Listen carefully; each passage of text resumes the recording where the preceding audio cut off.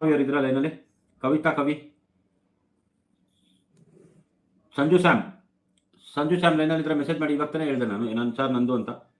Sanju Sam ಲೈನಲ್ಲಿದ್ದೀರಾ? Kavitha Kavi, yes sir, family and career. Kavitha ಕವಿಯರು family and career ಬಗ್ಗೆ ಕೇಳ್ತಿದ್ದೀರಾ?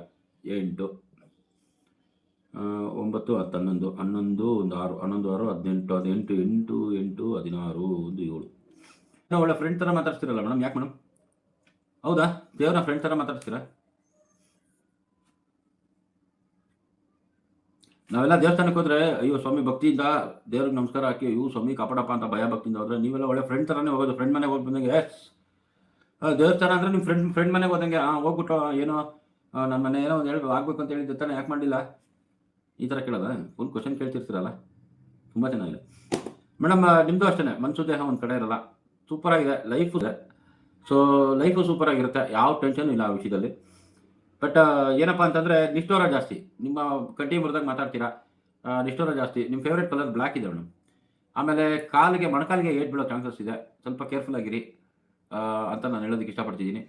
ಆಮೇಲೆ ಇನ್ನೊಂದು ವಿಷಯ ಹೇಳಬೇಕು, ಟ್ರೂ ಅಂತ ಹೇಳ್ತಿದ್ದೀರಾ. ಆಮೇಲೆ ನಿಮಗೂ ಅಷ್ಟೇ ಮೇಡಮ್, ಚಿಕ್ಕ ವಯಸ್ಸಿಂದ ಇವತ್ತಿನವರೆಗೂ ಕಾಗೆ ನಿಮ್ಮನ್ನ ಟಚ್ ಮಾಡಿರುತ್ತೆ.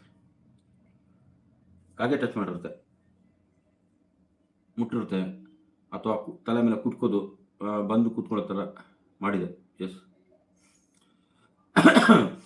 ಶನಿವಾರ ದೇವರುಗಳ